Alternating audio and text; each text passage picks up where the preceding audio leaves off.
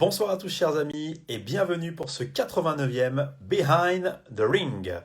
Nous accueillons aujourd'hui une personnalité bien connue de la boxe des années 90, c'est monsieur Bruno Vartel, une carrière amateur très riche. Il a notamment été médaille d'argent aux Jeux méditerranéens d'Athènes en 91, médaille de bronze aux Jeux également méditerranéens de Narbonne en 93 et surtout une médaille d'argent au championnat du monde à Berlin en 1995.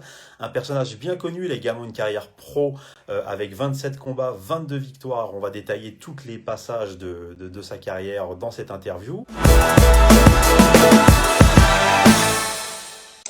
Salut Bruno. Salut Benjamin. Ça capte pas très bien. Je t'entends de loin. Tu m'entends bien? C'est bon? Est-ce que ça va là? Là, c'est beaucoup mieux là. Bonsoir Ouais. Benjamin. Bon, est-ce que tu as la forme? Toujours positif. Il faut toujours être positif dans la vie. Avec la période qu'on traverse en ce moment, c'est compliqué, mais bon. Détailler tout ça. Tout d'abord, je voudrais te remercier Bruno de nous donner un petit peu de temps et de nous offrir cette minute d'interview. Donc merci à toi déjà de nous donner ce temps. C'est un plaisir pour moi. On va te laisser la parole pour que on puisse aller un peu à ta rencontre pour les gens qui ne te connaissent pas. Si tu peux te présenter en quelques mots déjà, qui est Bruno Vartel? Alors, alors Benjamin, c'est vraiment pas ma chose que je vais te dire, mais c'est une pensée pour mon papa, c'est Bruno Wartel. Voilà, c'est pas, il y a pas de souci, voilà. Donc j'ai 49 ans. J'ai des enfants, un petit garçon et une petite fille, Lisa et James. Voilà, je suis issu d'une fratrie de 7 garçons. Voilà, 7 garçons. Voilà, ce qui m'amène à évoquer ma rencontre avec le noblard par l'intermédiaire de mon frère Philippe, qui a 2 ans de plus que moi. Moi, je m'approche, lui, il l'a dépassé. Voilà, donc on se chamaillait à la maison. C'était toujours un peu la bagarre entre les garçons. Mes parents avaient pris fait et cause pour moi, donc ils ont dit, il y avait une salle de boxe en face de la maison familiale. Donc ils ont mis Philippe à la boxe pour qu'il se calme un peu. Et comme à la maison, c'était une éducation. J'ai toujours. Mes parents sont. J'ai plus mes parents, donc ça me permet de penser à eux. À chaque fois que j'évoque ça, voilà, c'était. Il y avait une salle, il fallait jamais être loin de la maison parce que c'était une éducation, pas de copains, pas de copines, on sort pas, on fait ses devoirs, on travaille bien à l'école. Voilà, donc mon frère Philippe a commencé la boxe une saison avant moi. Et moi, j'ai dit, moi aussi, je veux faire. Donc voilà. Donc je dis souvent en plaisantant, ça aurait été une salle de tennis de table, peut-être que j'aurais été un champion de tennis de table. La première instruction, c'est qu'en fait, tu as suivi ton frère à la salle dans un premier temps. Tout à fait, j'ai suivi mon frère, il a pratiqué donc, la boxe à mon frère qui a participé aux Jeux Olympiques de Barcelone en boxe dans la catégorie des poids coqs. Voilà, la maison familiale on était au 49 rue Monge à Villeurbanne, donc j'ai débuté au club pugistique de Villeurbanne en région lyonnaise. La maison, le club était peut-être au 36 rue Monge, la rue d'en face, donc il fallait jamais être bien loin de la maison. Donc mon frère a débuté, et puis moi, une saison après, je devais avoir 13 ans et demi, 14 ans, parce que ma première licence, elle date de 85, 1985. Voilà, donc Ouais. j'ai traversé la rue, j'ai rencontré de boxe, j'ai rencontré des entraîneurs, Monsieur Mathias, par exemple, voilà, il y avait un respect, c'était un peu les mêmes valeurs qu'à la maison que je retrouvais, de pas respecter l'autre, respecter les différences. Donc ça m'a plu, je me suis accroché, j'ai obtenu rapidement des résultats puisque dès la première saison j'ai décroché un titre de champion de France UNSS, sport scolaire. Donc je me suis accroché à cette discipline et puis à Villeurbanne c'est les gratte-ciel et puis j'ai rêvé d'autres gratte-ciel quoi, un peu plus un peu plus connus. Ouais, ouais, on va le détailler également. Pour faire un petit bilan, donc tu l'as dit, tu as accédé à la compétition. On voudrait faire d'abord un petit bilan de ta carrière amateur. Combien de combats en amateur, combien de victoires? Fais-nous un petit rétrospectif de ce passage de ta vie. Alors c'est pas moi, je veux pas être prétentieux, c'est pas moi qui l'ai, c'est pas moi qui l'ai fait ce petit bilan. J'ai eu l'occasion de par ma situation professionnelle actuelle, mon métier d'évoquer ma carrière d'ancien boxeur de haut niveau. J'ai fait 168 combats amateurs et j'ai 21 défaites. Voilà. J'ai parcouru le monde, J'ai boxé au Mexique, j'ai boxé en Indonésie, j'ai boxé aux Philippines, à Cuba, bien sûr. Voilà, j'ai fait ma première sélection en équipe de France en 1987 avec une génération qui faisait leur dernière sélection en équipe de France junior. Moi, j'avais 16 ans et quelques mois. C'était la génération de mon frère Philippe, de Stéphane Cazot, genre comme ça. C'était un France RFA en novembre 87, France RFA, République fédérale allemande, puisque les deux Allemagnes n'étaient pas réunifiées. Voilà, n'étaient pas encore. Il y avait la RFA et la RDA. C'était dans le C'était du côté je sais plus, de Longwy peut-être, ou quelque chose comme ça. Première sélection en 87, j'enchaîne derrière en 88 avec les championnats d'Europe junior, sous la direction bien sûr d'Aldo Constantino. Voilà, avec la génération des Yannick Paget, des Patrick Charpentier, du regretté Cyril Chappé qui est décédé quelques temps plus tard d'un accident de moto de mémoire.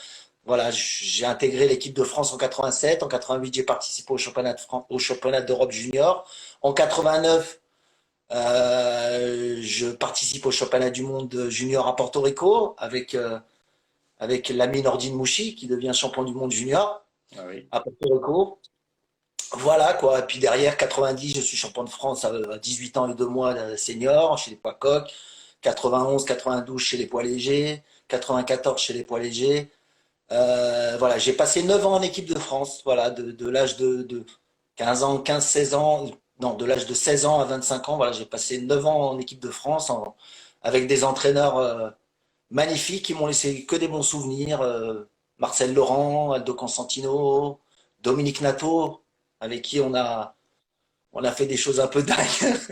Alors on est parti un peu partout, au Cuba, aux Philippines, en Indonésie, disputer des tournois un peu pour s'aguerrir, pour progresser. Mais j'ai surtout fait partie d'une très belle génération de boxeurs, les David Guerrero, les Christophe Mendy, les Nordine Mouchi, les Claude Chinon.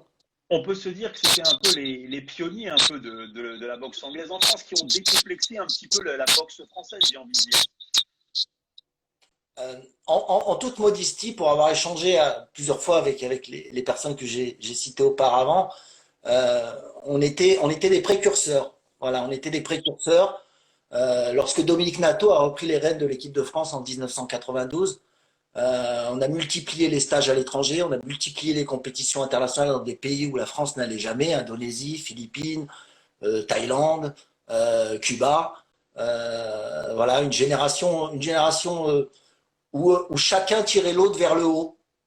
Voilà, il y avait pas de, il y avait une vraie, c'était une vraie équipe de France et pour avoir discuté plusieurs fois avec d'anciens adversaires, maintenant via les réseaux sociaux, j'ai notamment retrouvé Léonard Dorofté avec qui on échange et il m'a dit un jour, il m'a écrit un jour, vous quand vous arriviez l'équipe de France, on s'inquiétait un peu quoi. Il y avait les Mendy, les Mouchi, les Chinon. Après, il y a eu les Rachid Bouaïta, les David Guerrero, les Mimoun-Chen. Si j'en oublie, qu'il me pardonne. Ouais. Voilà. Moi, j'étais capitaine de cette équipe de forte personnalité. Quand on fait du sport de haut niveau, on a aussi, et je m'inscris dans cette logique, on a des égos un peu. Voilà, il fallait gérer un peu tout ça, un peu toutes les tensions. Il faut savoir qu'on passait 250 à 300 jours par an ensemble à l'étranger, dans les stages, voilà. Et on a été les pionniers de Cuba, la finca. C'est vrai, non, non, c'était une sacrée époque, une sacrée équipe de combattants, et c'est vrai que vous avez fait de grandes, grandes choses. Alors, selon toi, Bruno, quand tu boxais à cette époque-là, quelles étaient les grosses forces qui faisaient ton style, selon toi, les grosses forces de ta boxe? Bah, faut savoir que c'est le style de chacun, c'est d'adapter son style de boxe à l'autre pour remporter le combat. Euh, Moi, j'avais un style plutôt défensif, mais qui, au fur et à mesure, avec la préparation physique, avec tout ce qui était mis en place, voilà, pour nous permettre de nous développer sur un plan physique, sur un plan technico-tactique, sur un plan mental aussi, qui est voilà, aller, comme le disait Dominique, lors de ton interview que tu as réalisé sur lui, qu'il n'y avait pas un bruit dans dans le bus quand on partait mettre les gants avec l'équipe senior, parce qu'on était logé près du centre junior. Et quand on allait retrouver les Julio González, les Félix Savon, les voilà, je vais pas tous les Duvergel, etc., Angelo Duvergel, ben on y allait et puis voilà, et on allait s'aguerrir et puis quand on revenait et qu'on n'avait pas trop, qu'on avait dominé par moment ou qu'on avait été dominé dans d'autres moments, ben ça nous forgeait mentalement, ce qui nous a permis de réaliser des résultats significatifs, que ce soit à la Coupe du Monde en Thaïlande en 94, que ce soit au Championnat du Monde à Berlin, où on revient avec 3 médailles, Bernard Hinault qui fait médaille d'argent, Christophe Mendy qui fait une nouvelle fois médaille de bronze, mais il fait encore une fois jeu égal avec Félix Savon, et puis et puis moi qui atteint la finale des poids légers devant les Léonard de Rofté. Voilà. C'est ton meilleur souvenir de la boxe? C'est ton meilleur souvenir sur le ring, ça? Non, des souvenirs, j'en ai plein et c'est que des bons. Je, tu sais, quand tu as la chance de faire du sport de haut niveau ou autre chose, mais moi c'était du sport de haut niveau et de la boxe olympique, moi je me considère un peu comme un privilégié. J'ai eu 2 vies. J'ai eu une vie où tout je faisais ce que j'aimais, j'étais payé pour ça, j'étais médiatisé pour ça. Euh, J'avais des entraîneurs nationaux, j'oubliais tout à l'heure René Aquaviva avec qui j'ai partagé aussi quelques années, compétents, des stages à l'étranger, un suivi socio-professionnel, un suivi médical. Euh, j'ai que des bons souvenirs, mais maintenant si je dois en retirer un seul, c'est ma victoire à Cuba devant Julio González, le champion olympique. Je le bats en demi-finale Lorenzo Aragon. Il y a 10 ans, ça fait 10 ans qu'il n'y avait pas eu d'étrangers qui avaient atteint la finale, parce qu'il y avait 12 catégories de poids et se retrouvaient toujours en finale. Voilà, et puis je me retrouve le matin de la pesée avec Dominique, qui m'excusera, on avait tous les deux des sueurs froides, moi un peu moins, mais voilà, on se retrouve 23 Cubains en finale, moi le petit français, et puis pour l'anecdote, Julio González qui est la pesée, qui me regarde et qui me dit pour la tarde, te mato. Voilà, et le soir, je barre Julio González, quoi, un immense champion aussi. Et ça a été un souvenir, un très bon souvenir, parce que quelques années, j'y suis retourné en tant que touriste à la fin de ma carrière, et le douanier, il m'a regardé, il a pris mon passeport, il m'a fait Bruno Wartel, el boxeador qui a gagné le Cordoba Cardin, le boxeur qui a gagné le Cordoba Cardin, c'était le nom du tournoi. Donc ça reste un bon souvenir, voilà. Ça reste l'un de mes meilleurs souvenirs. Bon, la médaille au championnat du monde, Dis, voilà. ça La les avait médaille marqués parce au que championnat du monde. j'allais dire, ça les avait marqués qu'un étranger gagne ce tournoi. C'est ce que tu dis. Le douanier t'avait reconnu en disant c'est toi qui avais gagné ça. Oui, et puis Cuba, et c'est toujours, hein, c'est la mecque de la boxe, hein, voilà, on partait en stage, et puis on s'est aguerri, et puis après on a participé au tournoi, on a fait des médailles, voilà, il y a pas, il y a- moi j'ai remporté le tournoi, mais d'autres de mes camarades de route ont aussi obtenu des médailles, voilà, ça nous a décomplexés, et puis 2 mois après, au championnat du monde de Berlin, on fait un résultat significatif, voilà, en prévision des JO d'Atlanta, on parlera après, qui est une autre compétition et autre chose. On va continuer donc dans le fil chronologique justement de cette carrière. Moi, je voudrais qu'on parle aussi de ton passage en professionnel. Qu'est-ce qui t'a poussé à passer professionnel? Raconte-nous comment ça s'est fait et puis qu'on puisse un peu détailler le contenu de cette carrière. C'était la suite logique. Voilà, j'avais commencé en boxe éducative, boxe UNSS. J'avais passé 9 ans en équipe de France, en boxe amateur olympique. J'avais 24 ou 25 ans. Ben, il était temps pour moi de voir le monde professionnel, parce que la boxe olympique, la boxe amateur olympique et la boxe professionnelle, c'est 2 boxes différentes. J'avais aussi un peu peur qu'on me pousse un peu à la sortie des équipes de France. Voilà, j'ai perdu 2 matchs contre des Français, contre Habib Saour et Slimane Arjouni. Voilà, même si après j'ai remporté la deuxième victoire, sauf pour Habib. Voilà, il était temps pour moi de passer professionnel. Et puis ce que je disais tout à l'heure, chez les amateurs, on était en 96. Et aujourd'hui, on a peut-être un peu la même problématique, mais bon, elle existe toujours. En 96, moi, j'avais un encadrement professionnel, des entraîneurs compétents, un suivi socio-professionnel, parce qu'un double projet, projet de vie, projet de carrière, un suivi médical. Et j'arrivais dans le monde professionnel et je voulais rester professionnel dans mon approche de la discipline. Donc, j'ai pas trouvé en France de structure professionnelle, donc j'ai été m'exiler aux États-Unis. J'ai signé mon contrat avec Don King en 1996 et j'ai pris comme manager Jean-Christophe Courrèges qui vivait et qui vit toujours aux États-Unis. Voilà, comme manager. Et puis on était sur le même bateau avec Jean-Christophe. Puis je voulais que ça aille vite parce que j'avais cette déception des JO de 96, un peu moins celle des JO de 92. Euh, J'étais champion de France en titre plusieurs fois des poids légers, mais bon, j'ai pas été sélectionné pour participer aux qualifications olympiques. En 96, ben, j'ai loupé les qualifications, donc je le dois qu'à moi. Je le dois à personne d'autre. Voilà, donc je voulais aller vite. Je me suis dit, je m'engage dans une carrière de boxeur professionnel. J'ai fait 10 combats en un an, 10 combats professionnels en un an. Le premier, le soir de Tyson Holyfield à Las Vegas, au MGM de Las Vegas. Et le dixième, le soir d'Holyfield Moorer au Mirage de Las Vegas. Voilà, donc j'ai fait 10 combats en un an. J'ai été sur la même longueur d'onde avec Jean-Christophe Courrèges. Je lui ai dit, moi, je veux aller vite. Je veux pas perdre de temps. J'ai été un bon amateur. Voilà. J'étais parmi les meilleurs mondiaux amateurs. Donc, je voulais que ça aille vite. Je voulais pas perdre mon temps sur le ring. De par mon éducation, j'ai vite compris que le sport de haut niveau, pour moi, ça allait durer 10, 15, 20 ans peut-être. Et qu'après, il y avait encore toute une vie à vivre. Donc, je voulais pas.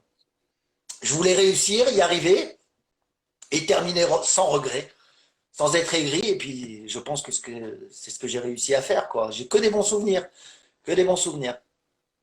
C'est très bien d'entendre ce positif, ça nous fait du bien d'avoir des ondes positives comme ça. Je Je t'entends voudrais très aussi mal. que tu nous... Ouais, je sais, j'ai un problème de son, a priori, même moi j'entends le retour très mauvais. Le, D'accord. je voulais qu'on puisse faire le lien aussi avec l'Avia Club d'Issy-les-Moulineaux, avec ton projet professionnel, comme tu l'as dit, qui a suivi à la ville d'Issy-les-Moulineaux. Je voudrais que tu nous racontes un peu comment ça s'est embrayé tout ça et surtout parler du club aussi un petit peu. C'est à chier ce que tu me dis. Tu me parles d'ici les Moulineaux, ma situation professionnelle. C'est ça. C'est ça. Euh, encore une fois, pardon. Encore une fois, merci à mes parents. Mes parents m'ont toujours inculqué le sens du travail, le sens des études, etc. Donc moi, j'ai jamais perdu de vue la reconversion. Je savais que le sport de haut niveau et la boxe, voilà, ça allait durer un temps. Et voilà, et je voulais arrêter avec une bonne image. Et j'ai rejoint la Via Club Box d'ici les Moulineaux après avoir passé en région lyonnaise au club pugilistique de Villeurbanne.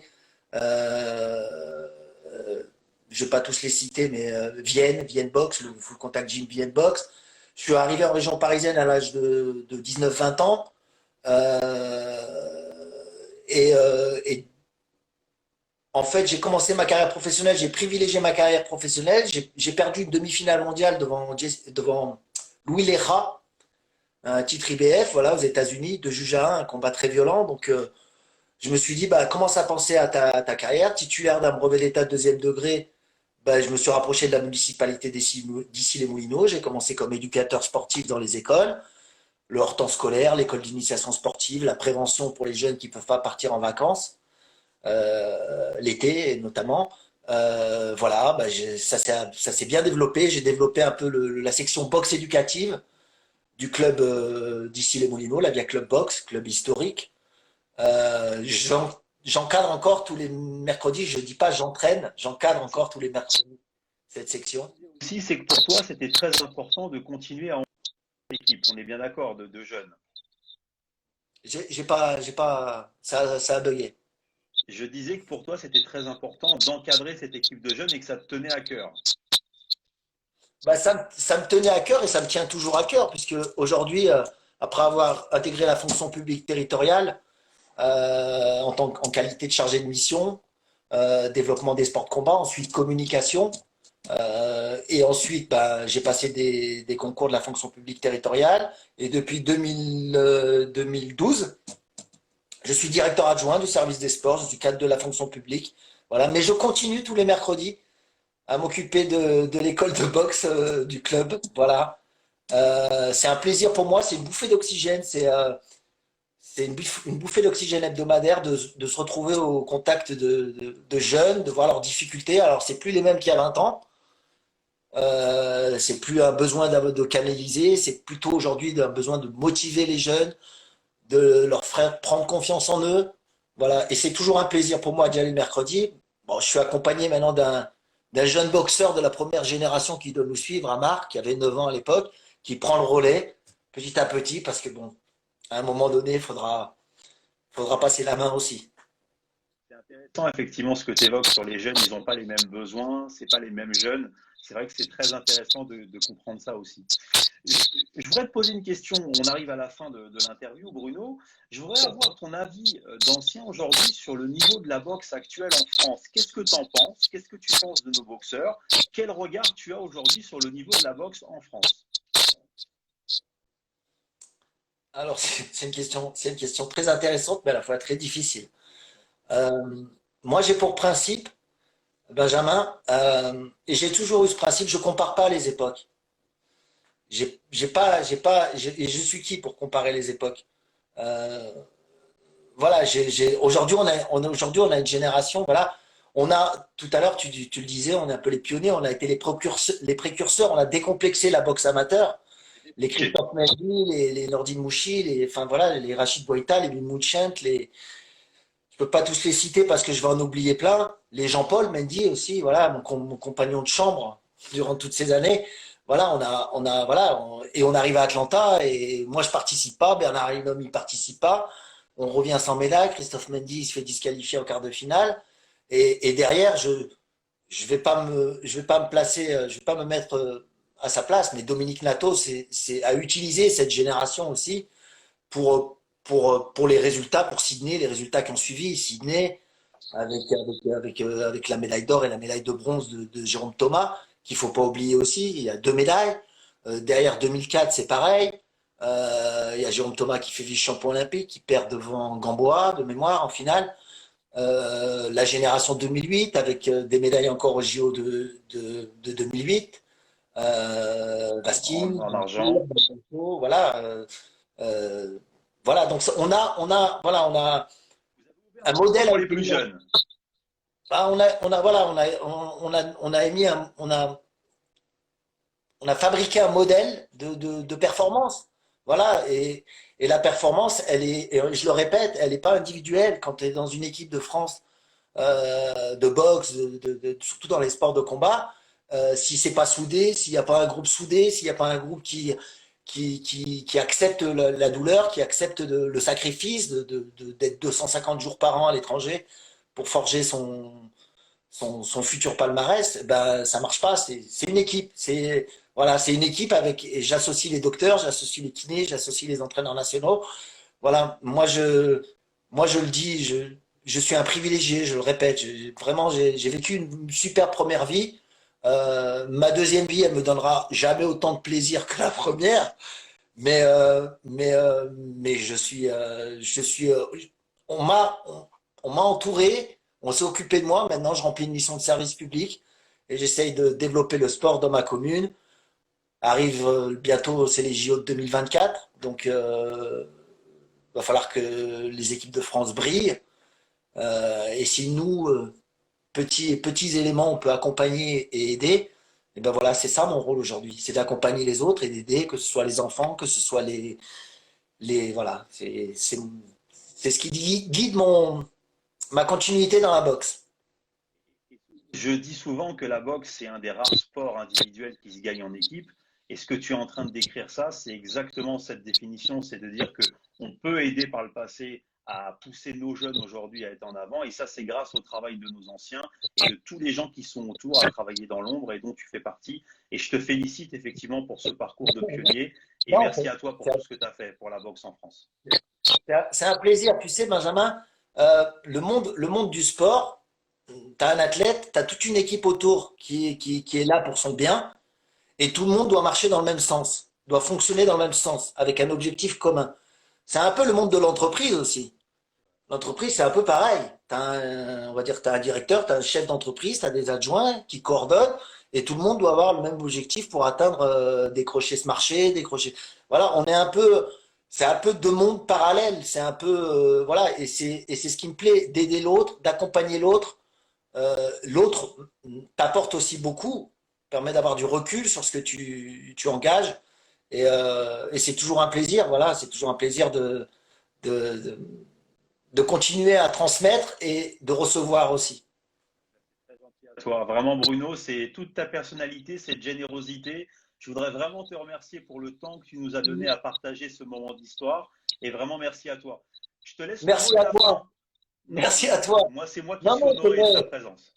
Non, c'est vrai, c'est vrai. Bah, le mot de la fin, c'est connu grâce à Patrice. Hein. On va lui faire un petit coucou du Boxing Club de Merci Firminy. hein, pour on le remercie. Voilà, voilà, je salue. Bah, je suis désolé, je terminerai en disant, j'ai pas pu citer tout le monde parce que ça durerait ça durerait plus du, voilà, l'interview aurait duré longtemps. C'est moi qui te remercie, c'est moi qui te remercie de donner la parole à d'anciens boxeurs. Merci pour ta passion aussi, de la discipline. Je crois que tu as pratiqué aussi un petit peu. Oui, oui, en boxe française notamment, effectivement. Voilà, voilà, bah, voilà, la boxe française, c'est aussi un sport noble. Quand j'étais à l'INSEP, il y avait les Kemel Chouaref, voilà, Donc, ouais. c'était voilà, c'était les partenaires. Les boxeurs, en principe, ils étaient avec les lutteurs et les judokas. Voilà. Mais c'est La que des grande bons famille des projets. sports de combat. Oui, une grande famille des sports de combat. Et puis encore une fois, pour le mot de la fin, je te remercie. Je te remercie de ton invitation parce que c'est toujours, ça fait toujours plaisir. Ça fait toujours plaisir, même si tu l'as compris, moi, la page, elle est tournée. Totalement. Voilà, je suis, je suis passé à autre chose. Mais pratiquer du sport de haut niveau, c'est que du plaisir. Vraiment. C'est vraiment, pendant 17 ans de ma vie, ça a été vraiment beaucoup de plaisir, beaucoup de joie, et je garde que les bons moments, et surtout, je suis pas aigri. Voilà, je suis heureux de ce que j'ai fait, satisfait, et merci à toi. Bah, merci beaucoup Bruno pour ces mots. C'est vraiment très agréable de parler avec toi. On pourrait continuer, on l'a déjà fait hors antenne un bon moment. Merci pour ta passion, merci pour ton parcours et ton engagement. Et encore bravo bah, pour tout ce que tu as fait pour la boxe. Voilà. Je partage ces remerciements avec tous les boxeurs que j'ai cités et que j'ai connus, et tous les entraîneurs et tous les cadres. Je rappelle aux spectateurs qui nous ont suivis aujourd'hui, si vous souhaitez revoir donc l'interview de Bruno Wartel, vous pouvez le regarder donc sur le compte Instagram de la Polo Sporting Club et vous pourrez également, si vous le souhaitez, regarder sur notre chaîne YouTube. Je te remercie vraiment Bruno, je te souhaite une bonne soirée, je te dis à très bientôt et au Merci plaisir de se Benjamin. recroiser. Avec grand plaisir. Bonne soirée à tous. Et bonne soirée à tout le monde. Ciao. Merci.